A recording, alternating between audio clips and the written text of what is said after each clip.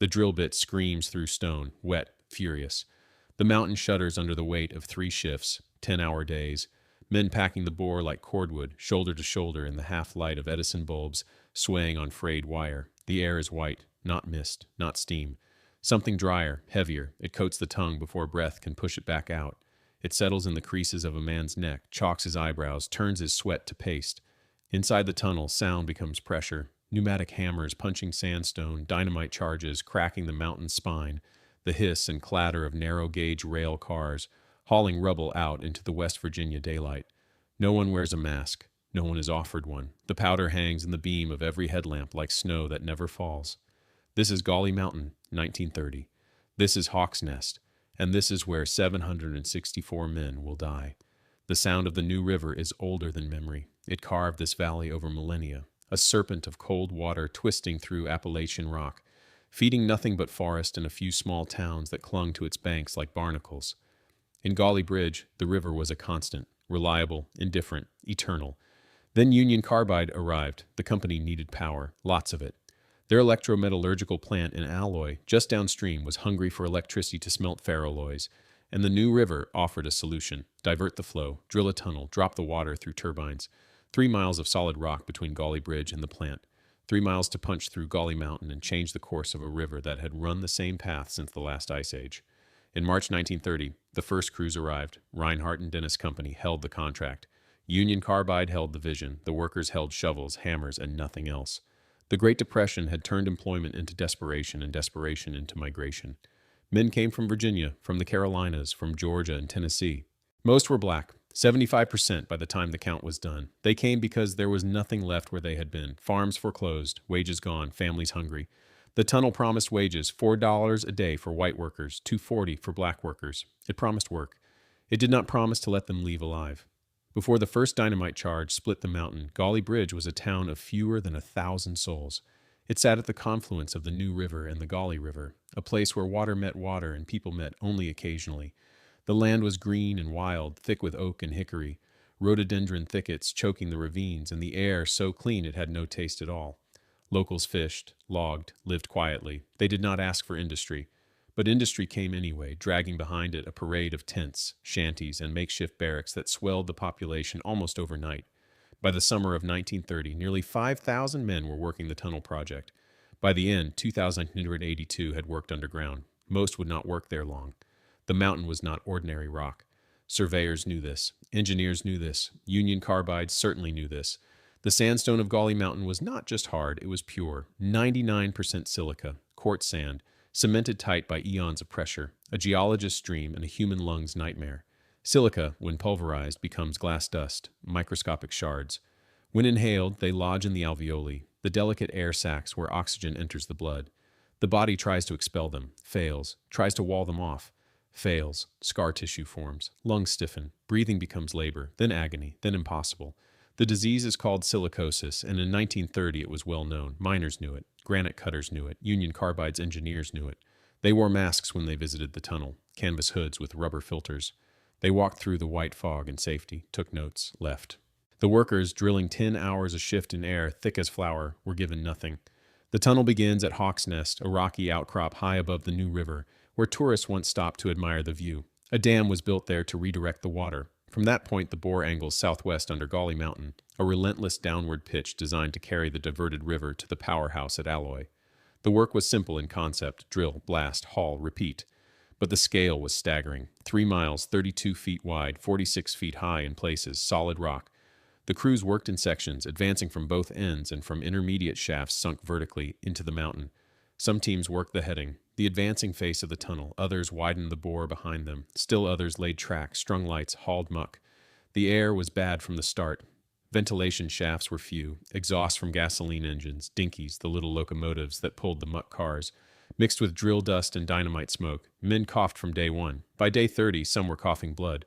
Shifts began before dawn. Men walked into the mountain in darkness and emerged in darkness. Inside, the world contracted to the circle of lamplight. The vibration of the drill in their hands, the weight of the hammer, the taste of dust. They drilled by hand at first, long steel bits hammered into the rock face with sledges. 2 men to a drill, one swinging while the other turned the bit a quarter turn between strikes. Later, pneumatic drills arrived, and the dust got worse. The drills were supposed to be wet, water fed through the bit to suppress dust. But water slowed the work. Supervisors wanted speed. The project was already behind schedule, so the drills ran dry. The dust rose in clouds so thick that men could not see their own hands. They breathed through handkerchiefs, through shirts, through nothing. It did not matter. The dust found its way in. By the summer of 1930, men were getting sick. Not all at once, not in ways that stopped the work. A cough, fatigue, weight loss, fever. Some men left after a few weeks, sensing something wrong, packing up and heading home. Others stayed. They needed the money, needed it more than they needed to understand why they woke up gasping. The company doctors called it tunnelitis, a made-up word for a made-up diagnosis. They handed out pills, little black tablets, sugar-coated baking soda, placebos. The men took them. The men kept drilling, and the men kept dying. The first deaths came quickly, acute silicosis, the kind that kills in months, not years. Ordinarily, silicosis takes decades to manifest. 20, 30 years of exposure before the lungs finally collapse. But the dust in Hawk's Nest was not ordinary. 99% pure silica, breathed in quantities that had never been studied, never been imagined. Men who entered the tunnel healthy in March were dead by October. Autopsies, when they were performed at all, revealed lungs turned to stone, gray, fibrous, rigid. Dr. Leroy Harless, a local physician, opened the chest of a young worker and found lungs that felt like leather. He saved the organs, kept them in jars, evidence of something no one wanted to see. Gauley Bridge had no hospital, no morgue large enough for the dead. So the bodies were taken to Summersville, 40 miles away, loaded into trucks and buried in mass graves. No coffins, no markers. The company paid undertakers $55 per body. The graves were trenches dug in a cornfield, wide enough for a row of men laid side by side, deep enough to keep the smell down. Cornstalks grew over them the next spring. Families who came looking for their dead were turned away. There was no way to identify the bodies, no records, no names, just trenches in a field and a county that did not ask questions. Inside the tunnel, the work accelerated. The original timeline called for 5 years. The project was finished in less than 2. Speed was incentive. Speed was profit. The faster the tunnel was completed, the sooner Union Carbide could generate power, the sooner Reinhardt and Dennis could collect their bonus. Workers were pushed. 10-hour shifts became 12, 15. Black workers testified later that they were denied breaks, that supervisors carried guns, that men too sick to stand were forced back to the drill face at gunpoint. If they collapsed, they were dragged out and replaced. There were always more men. The Depression ensured that.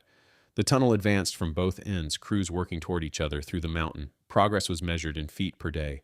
And every foot meant more dust, more drilling, more bodies hauled out at the end of the shift. By late 1931, the two headings met in the middle. The breakthrough was celebrated with photographs, handshakes, speeches. Union Carbide executives toured the completed tunnel wearing masks, marveling at the engineering feat. Behind them, in the workers' camps, men lay dying in bunks too narrow for their wasted frames. The camps were squalid, rows of wooden shacks, tar paper roofs, no plumbing, no heat.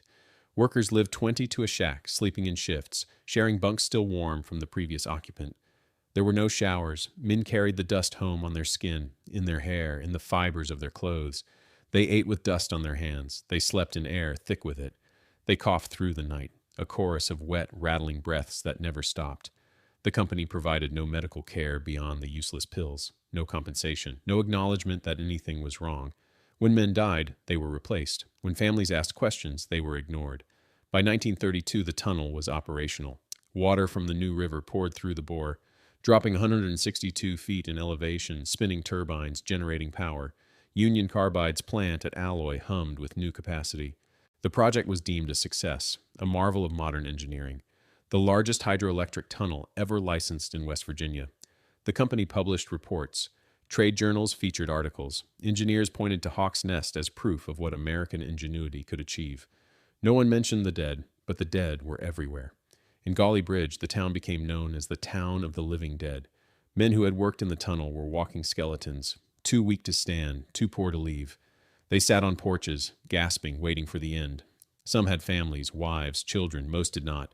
They had come alone, hoping to send money home, and now they had nothing to send but silence. Local doctors, those not on the company payroll, began to understand. They performed autopsies, took samples, wrote letters.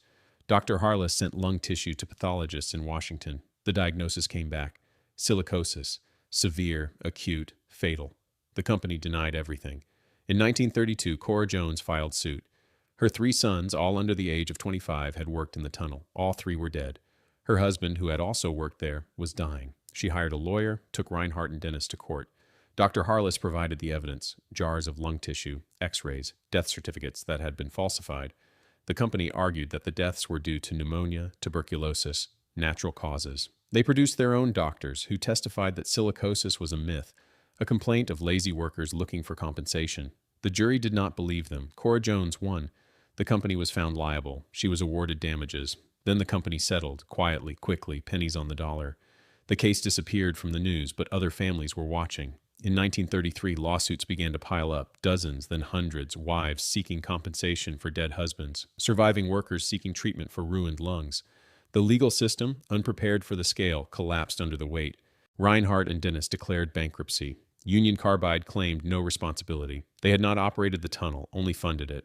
The workers had been employed by a contractor, a subsidiary, a legal fiction. In the end, settlements were reached, $130,000 total, divided among 538 plaintiffs. Most received less than $250. Many received nothing. The lawsuits required proof of employment, and most black workers had never been officially recorded. The government, state, and federal was slow to respond. West Virginia had no occupational safety laws that applied to tunnel work. The project had been classified as civil engineering, not mining, so even the minimal protections afforded to miners did not apply.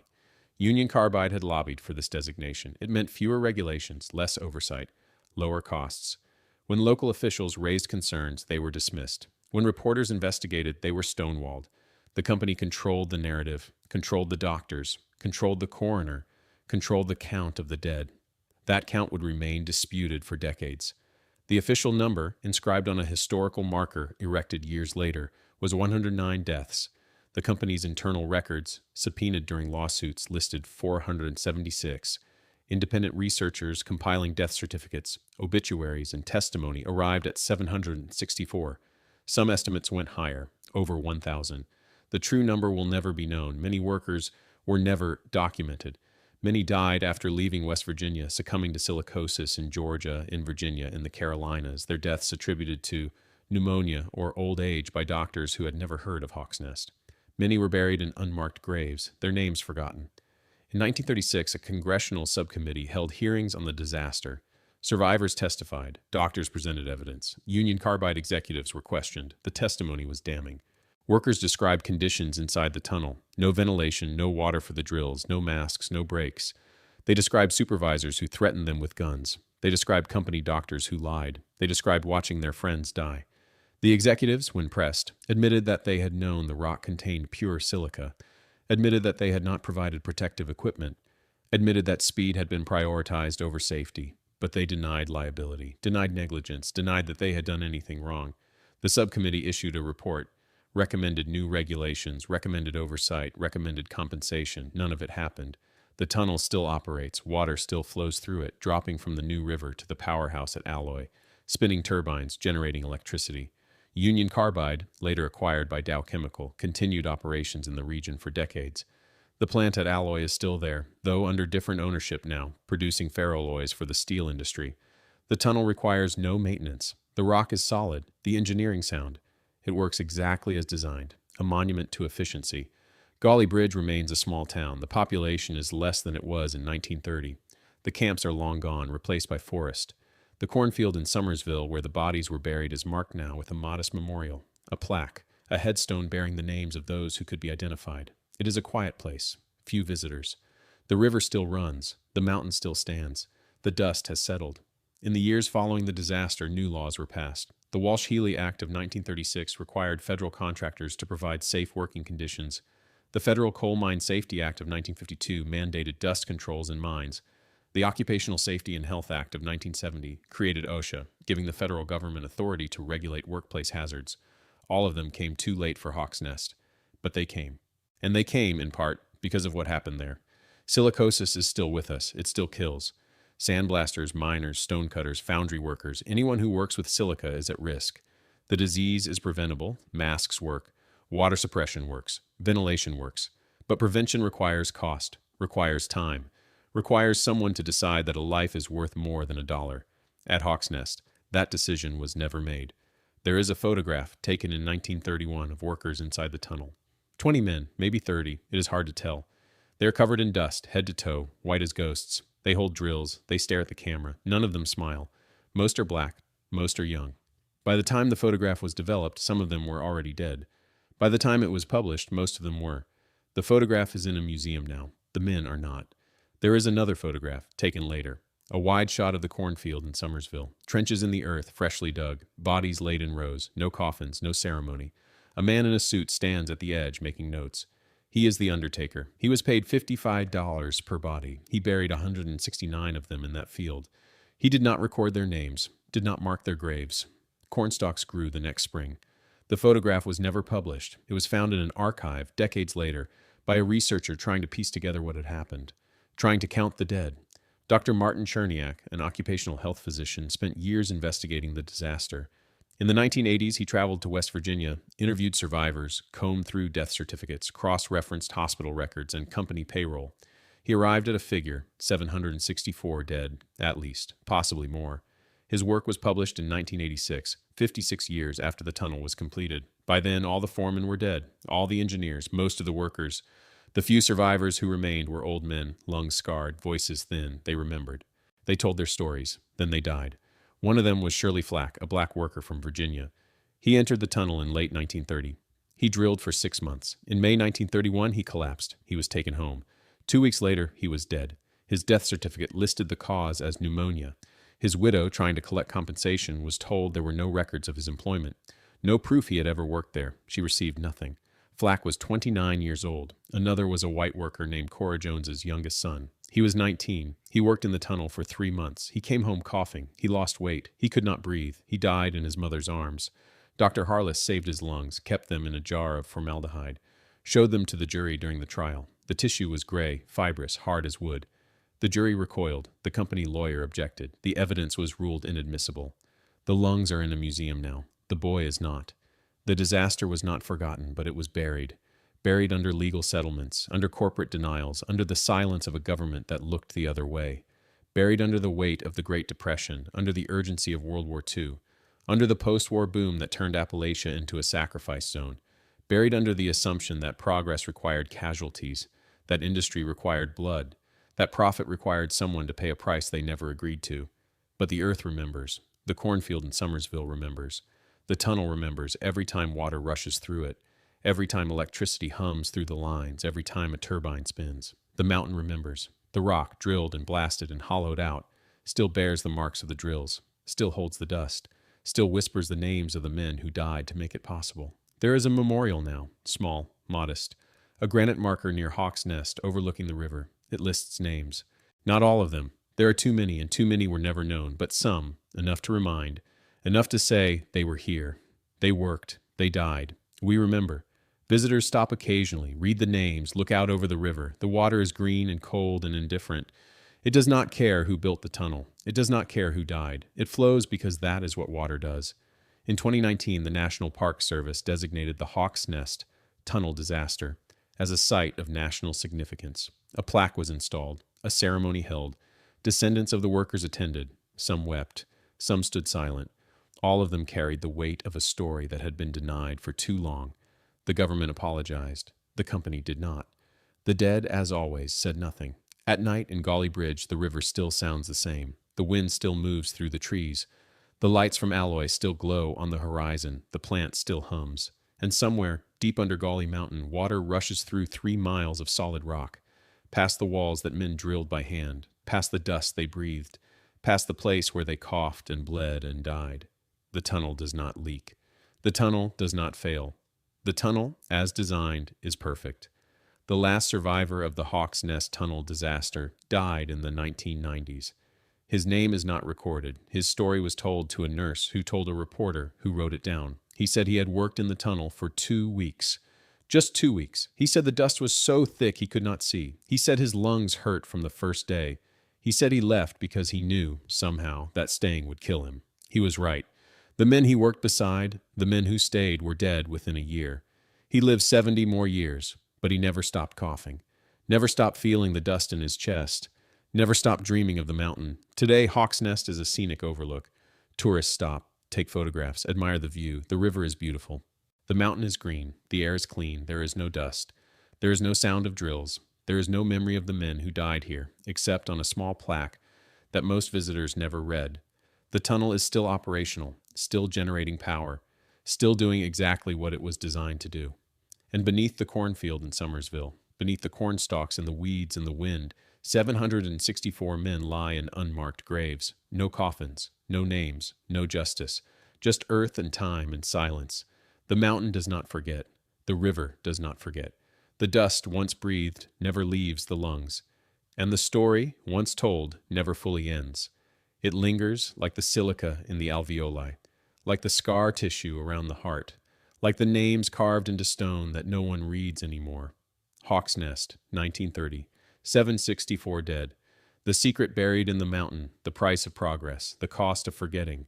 The light in the tunnel is electric now, clean, steady, bright. It does not flicker, it does not fade. It illuminates nothing but water. The men who made it possible are gone. Their names, most of them, are lost.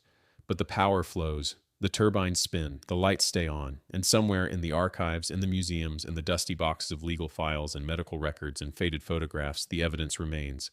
The lungs in jars, the death certificates, the testimonies, the truth. It was not an accident. It was not inevitable. It was a choice, a decision made by men in suits, far from the mountain, far from the dust, far from the dying.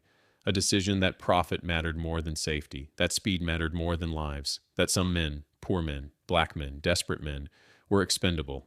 That is the secret buried in the mountain, not that they died, but that they were allowed to die, that the company knew, that the government knew, that the doctors knew, that no one stopped it, that no one tried. The tunnel still runs, the river still flows, the mountain still stands.